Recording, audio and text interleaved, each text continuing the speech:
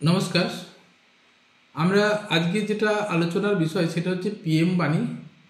PM বাণী জিনিস কি, আর এই নিয়ে কি ব্যবসার স্কোপ কি আছে, এই নিয়ে ব্যবসা করতে গেলে কত টাকা ইনভেস্ট করতে হবে এবং কোথায় এটা ঠিক চলবে, তো সেগুলো নিয়ে আজকে আলোচনা।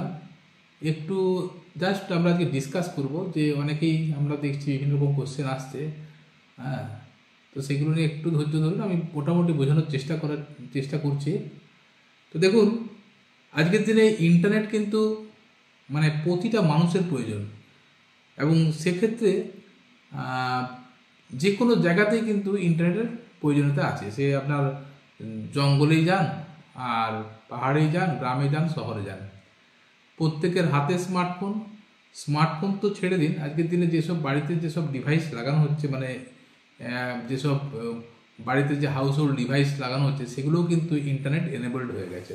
তো সেক্ষেত্রে ডেটা কনজামশান কিন্তু দিনে দিনে বেড়ে চলেছে। ডেটা কনজামশান অর্থাৎ ইন্টারনেট ডেটা আপনার আহ, শুধু মোবাইল যে ডেটা কনজিউম করছে এমন নয়, যে কোনো বাড়ির যেসব আজকে দেখবেন অনেক কিছু ক্যামেরা বলুন বা অনেক ডিভাইসও কিন্তু আজকে হয়ে গেছে অ্যালেক্সা অ্যালেক্সা এনেবলড, আপনি রিমোট বাইরে থেকে বসেও সেই ডিভাইসকে অ্যাক্সেস করতে পারবেন, কন্ট্রোল করতে পারবেন। তো এইগুলো তো আজকের দিনে অনেকেই জানেন।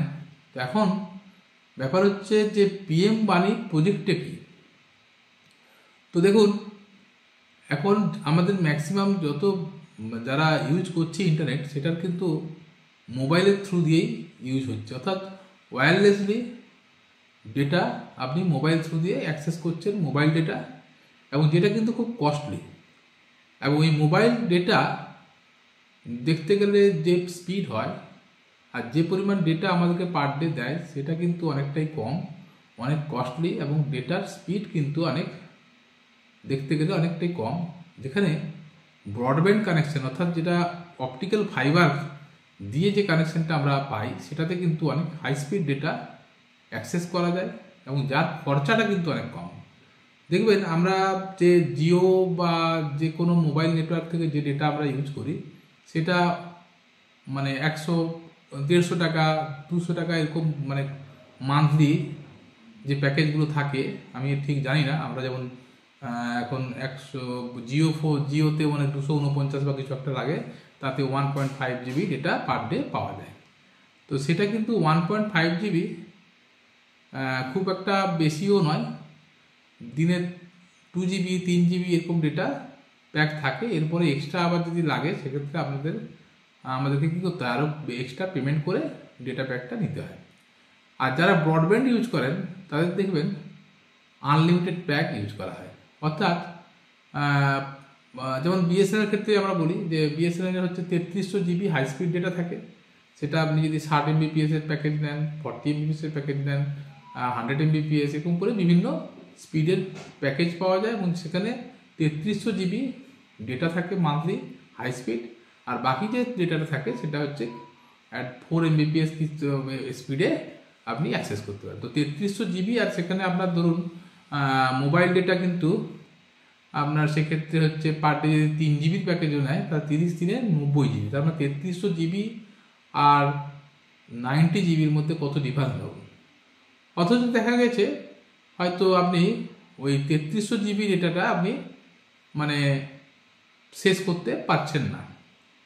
আপনার কাছে অফুরন্ত ডেটা আছে, আবার যার কাছে মোবাইলে যে ডেটাটা ইউজ করছে, তাদের কিন্তু হয়তো সেই ডেটাটা 3 GB বা 1.5 GB বা 2 GB যে ডেটাটার প্যাকেজ নিচ্ছেন, সেটা কিন্তু অতটা কুলোচ্ছে না। তো এখন মোবাইল নেটওয়ার্ক দিয়ে করলে হাই স্পিড ডেটা করতে গেলে, যেটা 5G লঞ্চ করছে, তাতে কিন্তু আবার সমস্যা কী হয় না, 5G যখন তার 5G 5 GHz, অ্যাকচুয়ালি তার যে ফ্রিকোয়েন্সি, যত ফ্রিকোয়েন্সি বেশি হয়, সেক্ষেত্রে তার এরিয়াটা সে যতটা ডিস্টেন্স কভার করে, সেটা কিন্তু অনেকটা কম হয়। ফলে 5G নেটওয়ার্কের একটা সমস্যা কি দেখবেন, এখনও অবধি দেখবেন যেসব শহর এলাকা, সেই সব জায়গাতে হয়তো 5G চালু হয়েছে, কিন্তু গোটা দেশব্যাপী কিন্তু 5G চালু করাটা একটা বড় চ্যালেঞ্জ। তো আপনার যদি 5G ব্যবহার করছেন, হয়তো সেখানে হয়তো আপনি সিটিতে থাকছেন, সেখানে পেয়ে যাবেন, গ্রামে কিন্তু এখন অবধি সেইভাবে নেই। তো যাই হোক, আবার একটা সমস্যা কি হয় না যত বেশি মোবাইল অ্যান্টেনা বা মোবাইল টাওয়ার থাকবে সেক্ষেত্রে কিন্তু মানে কাকপক্ষী বা এনভায়রনমেন্টের দিক দিয়েও কিন্তু সেটা খুব একটা ভালো নয়। তো সেই জন্য গভর্নমেন্ট কী চাইছে যে যারা ব্রডব্যান্ড, যেখানে আমাদের প্রতিটা দেখবেন আপনি বিএসএনএল বলুন বা জিও বলুন, প্রত্যেকেরই কিন্তু এই যে টাওয়ারগুলো যে চলে সেটা কিন্তু আন্ডারগ্রাউন্ড কেবল, মানে আন্ডারগ্রাউন্ড দিয়ে ফাইবার, অপটিক্যাল ফাইবার যায় এবং তার মাধ্যমে দিয়ে এই টাওয়ারের সঙ্গে ওই টাওয়ারের লিঙ্ক থাকে, মানে ডেটাগুলো যে মানে ট্রান্সমিশন হচ্ছে সেটা কিন্তু অপটিক্যাল দিয়েও হয়, আন্ডারগ্রাউন্ড দিয়েও হয়, আবার ওদের টাওয়ার টু টাওয়ারও লিঙ্ক থাকে। তো এখন এইভাবে যদি ইন্টারনেট, যদি হাই স্পিড ডেটা যেভাবে ডিমান্ড বাড়ছে সেটা যদি পৌঁছে দিতে হয় তাহলে কিন্তু অনেক টাওয়ার বসাতে হবে, সেটাও যেমন খরচা, প্লাস হচ্ছে পরিবেশের দিক দিয়েও কিন্তু অনেকটাই মানে দেখতে গেলে অনেকটাই ক্ষতিকারক আছে, যেহেতু এত হাই ফ্রিকোয়েন্সির অ্যান্টেনা দিকে বসবে, তাতে কিন্তু পরিবেশের কাকপক্ষী বা পাখি যেসব পাখিরাও মানে আকাশে ঘুরে বেড়ায় তাদের জন্য কিন্তু অনেকটা ক্ষতিকারক। আর মানুষের উপরেও কি ক্ষতিকারক সেটা তো অনেক সময় শোনাই যায় যে এতে ক্যান্সার বাড়ছে, মুখ বাড়ছে। তো যাই হোক, সেগুলো তো ছেড়ে দিলাম। তো সেক্ষেত্রে যারা ধরুন গভর্নমেন্ট আনলো পিএম বাণী একটা প্রজেক্ট, এতে কি সুবিধা না, ধরুন আপনার বাড়িতে আপনি ব্রডব্যান্ড কানেকশন নিয়েছেন, সবার বাড়িতে কিন্তু ব্রডব্যান্ড নিতে গেলে একটা খরচাও বেশি থাকে, ওর যে ওএনটি ডিভাইস যে থাকে সেই ডিভাইসটার দামও বেশি পড়ে, প্লাস অপটিক্যাল ফাইবার সব জায়গাতে কিন্তু এখন অবধি মানে রিচ নেই, মানে পৌঁছে, যেমন আপনি অ্যান্টেনা লাগাচ্ছেন, টাওয়ার বসাচ্ছেন, তখন কিন্তু অনেকটা স্প্রেড করা যায়, কিন্তু ফাইবার কিন্তু ঘরে ঘরে পৌঁছানোটাও অনেকটা টাফ হয়ে যায়। যেখানে ফাইবার আছে সেখান থেকে দেখা গেল যে লোকটি নিতে চাইছেন তার বাড়ি অবধি ফাইবার নেই, সেখানে ফাইবারের খরচাটাও কিন্তু অনেকটা লেগে যায়। তো সেটা একটা সমস্যাও আছে ফাইবার, অপটিক্যাল ফাইবারে।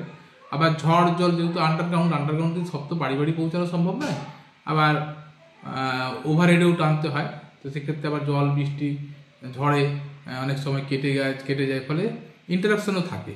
অপটিক্যাল ফাইবার কানেকশানে সমস্যা একটা হয় কি না, ওভারহেডে যখন কানেকশান হয়, আবার আন্ডারগ্রাউন্ডও অনেক সময় রাস্তার কাজ কি কোথাও বিল্ডিং হচ্ছে সেক্ষেত্রেও কেটে যায়। তো সেক্ষেত্রে ইন্টারাপশন অনেক সময় আসে, যেটা কিন্তু মানে মোবাইলে কিন্তু অতটা আসে না নর্মালি, কারণ যেহেতু ওদের লিঙ্কটা মানে ডেটা ট্রান্সমিশনটা দুভাবে হয়, আন্ডারগ্রাউন্ড কেবল দিয়েও হয়, আবার টাওয়ার টু টাওয়ার ট্রান্সমিশনও হয়ে থাকে। তো যদি ওই কেউ ব্রডব্যান্ড কানেকশনটা নিচ্ছেন, যেমন ধরুন আপনার বললাম, তাকেই বলেছে যে 3300 জিবি আপনার ডেটা আছে, আপনি যদি ওখানে ওই ডেটাটাকে ডিস্ট্রিবিউশন করে দেন কোনো ছোটো অ্যান্টেনা লাগিয়ে, মানে নিচুতে হাইট লো অত উঁচু টাওয়ারও করতে হচ্ছে না, নিচু একটা বাড়ির ছাদে যদি ছোটো অ্যান্টেনা বসানো যায়, তাহলে দেখা যাচ্ছে আপনার সারাউন্ডিংসে আরও 150-200 মিটার 300 মিটার একটা অ্যান্টেনার মাধ্যম দিয়ে কভারেজ পাওয়া যায়।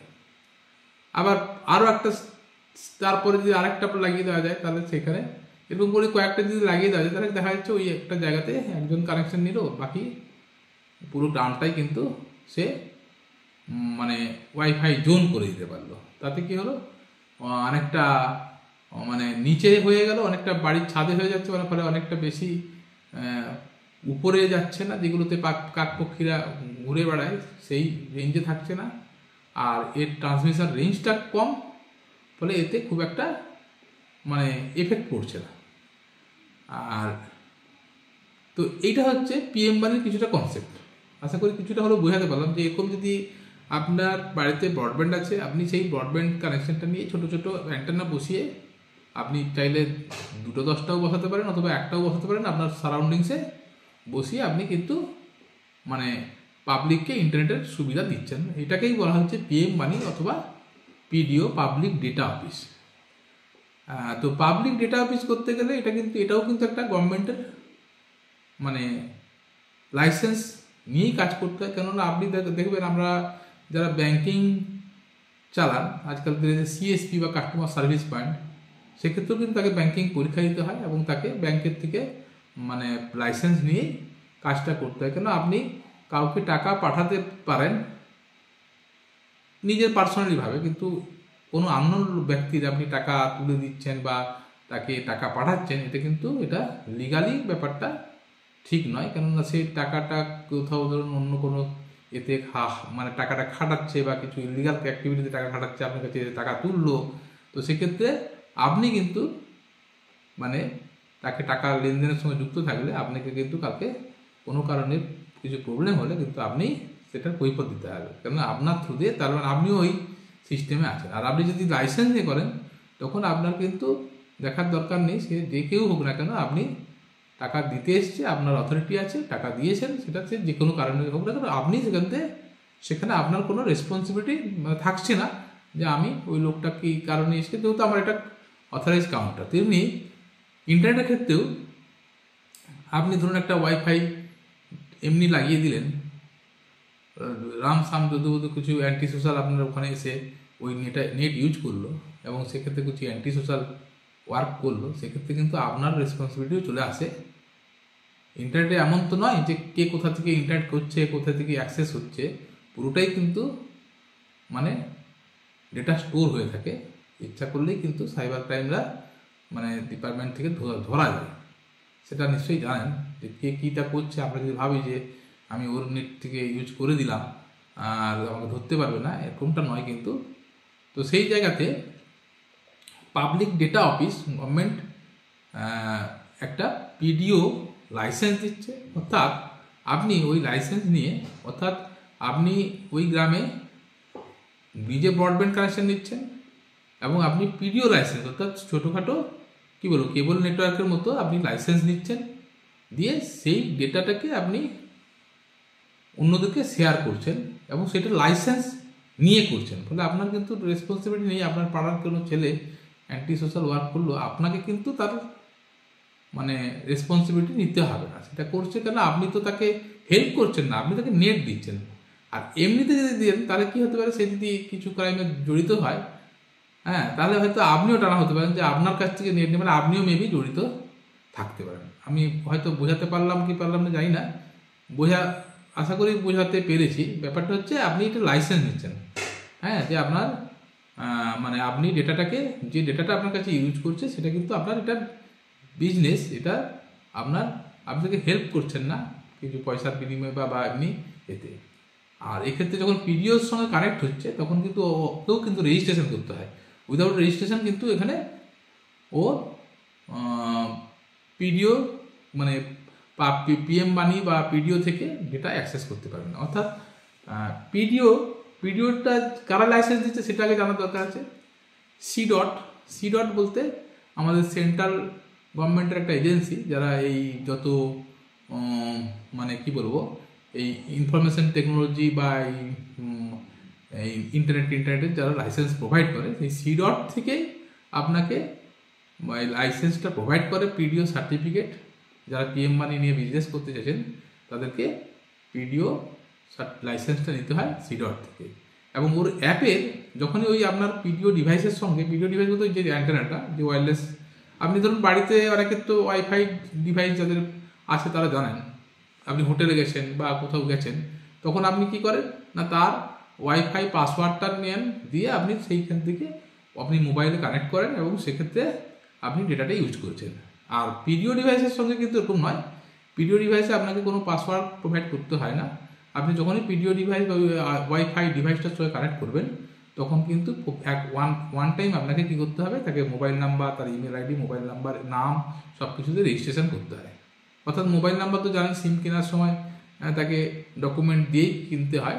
এবারে ও যখন পিডিওর সঙ্গে কানেক্ট করছে ওই মোবাইল দিয়ে ওটিপি দিয়ে তাকে একবার রেজিস্ট্রেশন করতে হয়, তারপর তাকে পেমেন্ট করতে হয়। দিলে পেমেন্ট করার এগেনস্টে সে যে প্ল্যান নিচ্ছে, যে 24 ঘন্টার জন্য 5 টাকা কি 20 টাকার প্ল্যান কি 100 টাকার প্ল্যান, যেটা যে নিচ্ছে, তারপর থেকে সে সেই পিডিওর কাছাকাছি যখন আসবে সে কানেক্ট করতে চাইলে কানেক্ট হবে এবং ডেটা অ্যাক্সেস করতে পারবে। এই হচ্ছে পিডিওর মোটামুটি কনসেপ্ট। তার মানে কি, গভর্নমেন্ট চাইছে যে বড় বড় টাওয়ার, যেহেতু ডেটার কনজামশন দিনে দিনে বাড়ছে, প্রতিটা বাড়িতেই, আমরা যে গ্রামে আপনারাও ভালো করে লক্ষ্য করুন, যারা কিন্তু 1.5 GB ডেটা মান্থলি রিচার্জ করে, সে গ্রামে গঞ্জে যে কোনো জায়গাতে, তাদের ম্যাক্সিমামে কিন্তু কুলোয় না এবং ওরা আরও এক্সট্রা ডেটার জন্য ওরা রিচার্জ করে এবং তাতে কিন্তু ওদের পার ডে 19 টাকা না কত করে এরকম পড়ে যায়। তার মানে বুঝতে পারছেন পার ডে ওরা কিন্তু মানে গ্রামের দিকে ছেলেরা আরও এক্সট্রা পেমেন্ট করে অনেক টাকা খরচা করছে। কারণ এটা তো নেশার মতো, নেটটা তো আর আপনার সবাই যে কাজে লাগাচ্ছে এমন না, গেম খেলুক বা এন্টারটেনমেন্ট করুক যাই করুক, এটা কিন্তু আটকানো যায় না। তো সেই নেট ডেটাটা রিচার্জ এক্সট্রা করতে গিয়ে তাতে দেখা যাচ্ছে আমাদের সাধারণ মানুষের অনেক টাকা চলে যাচ্ছে। আর যেহেতু মোবাইল ডেটাটা অনেকটাই কস্টলি, আবার ব্রডব্যান্ড কানেকশান নেওয়ার মতো গ্রামগঞ্জে দেখা গেছে, বা যে কোনো বাড়িতে, গ্রামে গেলে শুধু বলবো, শহরের দিকেও কিন্তু প্রত্যেক বাড়িতে সম্ভব হয়ে ওঠে না। কেন তার যে মান্থলি প্যাকেজটাও বেশি থাকে, প্লাস ইনিশিয়াল একটা খরচা থাকে। হয়তো কারোর বাড়ির পাশে যে ফাইবার আছে সে পেয়ে গেল, কিন্তু যার দূরে একটু বাড়ি যেখানে কোনো ফাইবার কানেকশন নেই, সেখানে কিন্তু তাকে অনেকটাই খরচা করতে নিতে হয়। তো এইটা হচ্ছে পিডিওর মোটামুটি একটা কনসেপ্ট। যে পিডিওর কনসেপ্টটা হচ্ছে যে একজন কানেকশন নিয়েছে ব্রডব্যান্ড, সে নিয়ে আবার চতুর্দিকে ডিস্ট্রিবিউশন করছে, সেটা গভর্নমেন্ট থেকে একটা লাইসেন্স নিয়ে। এবার এইটা নিয়ে ইনভেস্টমেন্ট কত না, এইটা নিয়ে করতে গেলে দু রকমভাবে করা যায়। এক হচ্ছে একটা সে ধরুন কারা করবে, হ্যাঁ আগে বললে কারা করলে এটা করতে পারে। যে কোনো বেকার ছেলেও করতে পারে, যে কোনো বেকার ছেলে যারা কিছু করতে চাইছে তারা কিন্তু এই ইন্টারনেট ব্যবসাটা, ব্রডব্যান্ড ব্যবসা বলুন বা ওয়াইফাই জোন ব্যবসা বলুন বা এই কী বলে এটাকে কেবল ব্যবসার মতোই আর কি, ছোটোখাটো পুঁজি নিয়েও কিন্তু এটা করতে পারে। আর জিনিসটাকে করলেই যে ইনকাম হবে এমন বলবো না, তবে করলে, প্রমোট করলে, লোককে বোঝালে কী হবে, কারণ এটা তো ওয়াইফাই, সিম্পল ওয়াইফাইয়ের মতো নয় যে আসলো দাদা পাসওয়ার্ডটা দিন কানেক্ট হয়ে যাবে। তাকে প্রমোট করতে হবে, একবার করে দেখিয়ে দিতে হবে, হ্যাঁ 2-4 দিন হয়তো ফ্রি দিতে হবে, তারপর দেখবেন অটোমেটিক লোকেরা কিন্তু ব্যবহার করছে। তো এখন তারা করতে পারবে কারা, যে কেউ করতে পারে, মানে যে কোনো গ্রামের ছেলে হোক শহরের ছেলে হোক, সে যদি দেখে যে ওইখানটা ডিমান্ড আছে, একটু মার্কেট সার্ভে করে দেখে যদি যে ডিমান্ড আছে, তাহলে কিন্তু সে খুব কম পুঁজি নিয়েই করতে পারে। এবার কোথায় করলে মানে এটা অ্যাপ্রোপ্রিয়েট হবে, এটা দেখতে হবে যেখানে করলে মোটামুটি অনেক মানে বাড়িঘর আছে অথচ নেটের মানে সেইভাবে সুবিধা নেই, আর অথচ খদ্দেরও আছে, অনেক ইয়াং ছেলেপুলে আছে যারা ইন্টারনেট করে। তো সেখানে দেখে সে নিজে দেখে নিতে পারে যে কোনখানটাতে মানে চলবে, সেটা তাকেই মানে দেখে নিতে হবে। আর কে করতে পারে সেটা বলেই দিলাম। এছাড়াও যদি দেখেছি কোনখানে করলে হবে, যেমন ধরুন আপনার একটা চায়ের দোকান আছে কি, যেখানে মোটামুটি অনেকক্ষণ সময় ধরে কাটায়, হ্যাঁ, বা বাজারের মধ্যে কোনো দোকান আছে, সেই সব দোকানেও আপনারা করতে পারেন।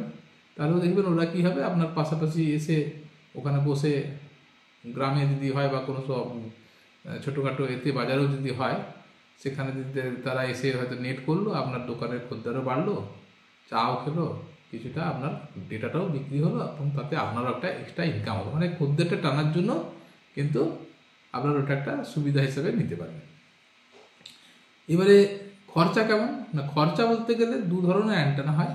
একটা হচ্ছে ইনডোর অ্যান্টেনা, মানে যাতে আপনার বাড়ির মানে দরজার কাছে যদি লাগিয়ে দেন, তাহলে মোটামুটি ওই 30-40 ফুট আপনার ওই দরজার মানে বাইর দেওয়ালের বাইর থেকে 30-40 ফুটের মধ্যে কেউ যদি থাকে, সেটা সে ইউজ করতে পারবে। তো সেটা কিন্তু আমার মনে হয় খুব একটা সাকসেসফুল হবে না, কারণ যারা ইউজ করবে তারা তো আর আপনার কাছে বসে থাকবে না।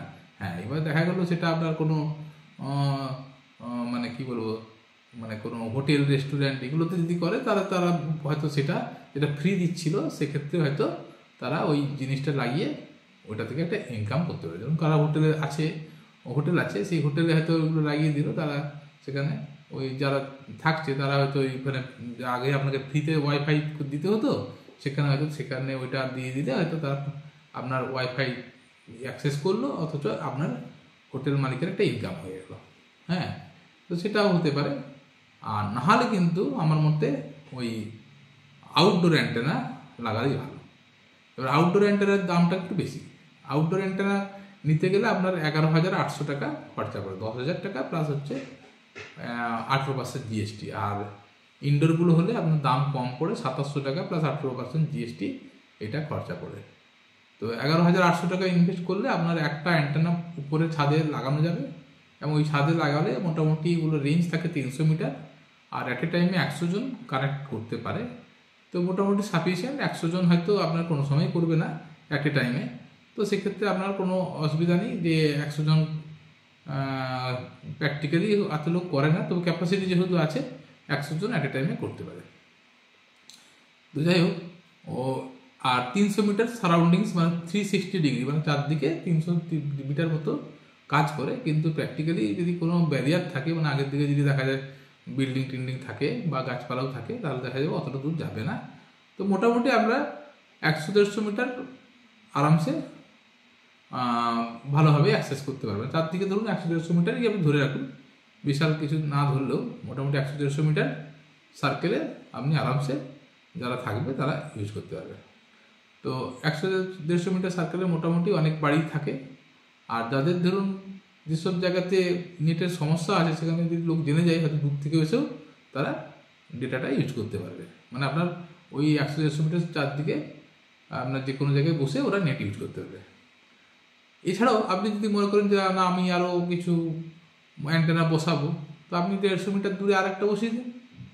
হ্যাঁ, 150 মিটার ওই দিকে 150 মিটার, আবার 150 মিটার বা 300 মিটার দূরে আরেকটা বসিয়ে দিন, তাহলে আরও ওখানটা হবে। ফলে এইভাবে আপনি বসিয়ে কোনো বেকার ছেলে যদি চায় পুরো গ্রামটাকে বা যে জায়গাটা থাকে সেখানে ইচ্ছা করলে কিন্তু করতে পারে। এবার ইনকামটা কেমন হবে আর খরচাটা কেমন হবে? ব্রডব্যান্ড তো কানেকশন আপনি নিচ্ছেন, তো ব্রডব্যান্ডের খরচা তো যেটা যেমন ডিপেন্ড করে কোথায় কী আছে সেটা আপনারা নিজেরা খোঁজ দিতে পাবেন। আর প্যাকেজ কেমন নিতে হবে?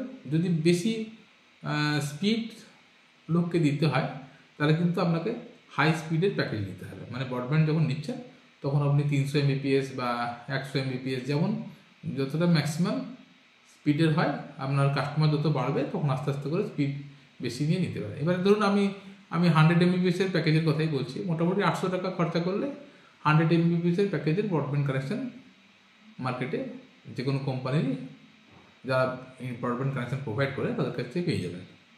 এবার ওই 100 Mbps কানেকশন আপনার সাপোজ অ্যাট এ টাইমে আপনার 20 জন লোক কানেক্ট করছে, কারণ 20×5=100, মানে 5 Mbps করে ওটা ডিস্ট্রিবিউশন হয়ে যাবে ওই 20 জনের মধ্যে। 5 Mbps মোবাইল ডেটা, মোবাইলে 5 Mbps স্পিড মানে যথেষ্ট স্পিড, ফলে কারোর অসুবিধা হবে না। তো 20টা ধরেও যদি কাজ করেন, এবারে ইনকাম কত? আপনি ধরুন 20 জন লোককে আপনার যদি ইউজ করে, তো 20 জন তো করবেন, আপনাকে সেইটা দেখে নিতে হবে যে আমরা মাসে আমার 800 টাকা মিনিমাম রিচার্জ করতে হচ্ছে, যেটা আপনি নিজের জন্যই করছিলেন।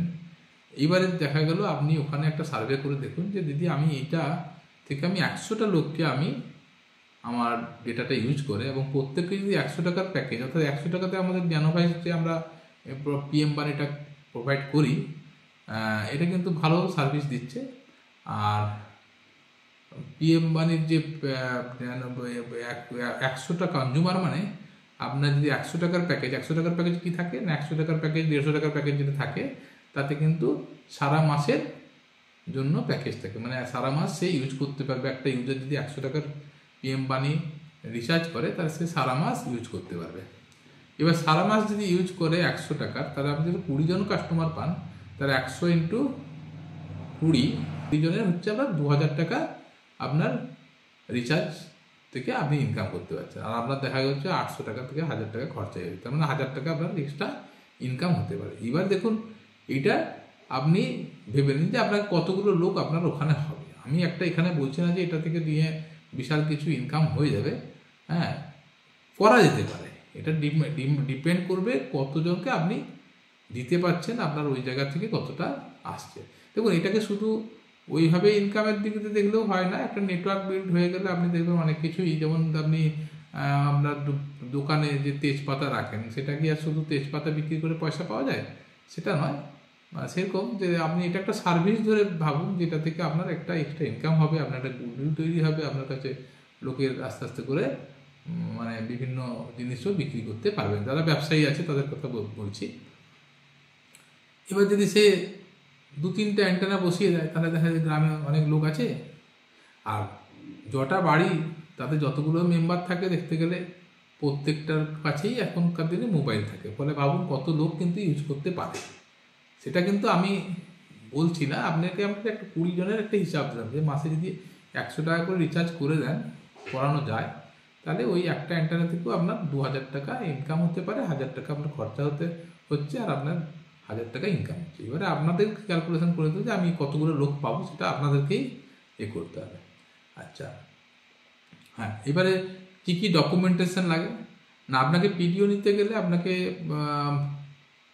এগ্রিমেন্ট করতে হয়, সিডটের মানে সিডট থেকে আপনাকে লাইসেন্স নিতে হয়, তার জন্য আপনার আধার কার্ড, প্যান কার্ড, 100 টাকা স্ট্যাম্প পেপার লাগবে, আর আপনার হচ্ছে নোটারি করে 100 টাকা স্ট্যাম্প পেপারে এগ্রিমেন্ট করতে হয়, আর আপনার যে পেমেন্টটা ঢুকবে সেটা আপনার অ্যাকাউন্ট ডিটেলসটাও লাগবে। এইগুলো হচ্ছে ডকুমেন্টেশন। আর এই পেমেন্ট করলে আপনার 3 থেকে 4 দিনের মধ্যে আপনার ডিভাইস আপনার পৌঁছে যাবে বাড়িতে। আর এক্ষেত্রে সাপোর্টের ব্যাপার বলতে গেলে আপনি যে কোনো জায়গা থেকেই নিতে পারেন আমাদের কাছে, কিছু নয়, ডিভাইসটা আমরা দেখিয়ে দিলে আপনারা নিজেরাই লাগাতে পারবেন। আমরা যারা ব্রডব্যান্ড আছে তাদের পেছনে যেসব ল্যান্ড পোর্টগুলো থাকে, ল্যান্ড পোর্টগুলো ওর সঙ্গে কানেক্ট করলেই হবে। যতটা ম্যাক্সিমাম ছাদের উপরে লাগাতে পারবেন ততটা বেশি রেঞ্জ কভার করবে। আর কিছু সমস্যা নেই, আমাদেরকে ওইটা লাগিয়ে যাওয়ার পর ওটা অন হয়ে যায়, আমাদের রেজিস্ট্রেশন করেই আপনাদের কাছে যায়। ফলে আর অ্যাপ থাকে, সেই অ্যাপের মাধ্যম দিয়ে আপনি দেখতে পাবেন কতজন কানেক্ট হয়ে গেছে, কতজনের পেমেন্ট করছে। কাস্টমার নিজে চাইলেও পেমেন্ট করতে পারে, আর আপনি নিজেও পেমেন্ট করে দিতে পারেন তাদেরকে। ফলে এখানে কিন্তু এরকম নয় যে ওয়াইফাই পাসওয়ার্ড জেনে গিয়ে আপনার নেটে অ্যাক্সেস করতে পারবে, তাকে পেমেন্ট করেই অ্যাক্সেস করতে পারবে। আর অ্যাক্সেস পেমেন্ট করাটা আপনিও করে দিতে পারেন আপনার কাছে পয়সা নিয়ে, আবার ওরা নিজেরাও ওই ফোনপে টোনপে থেকে করতে পারে। জিনিসটা কিন্তু খুব বেশি কঠিন নয়। আমরা দীর্ঘ 3-4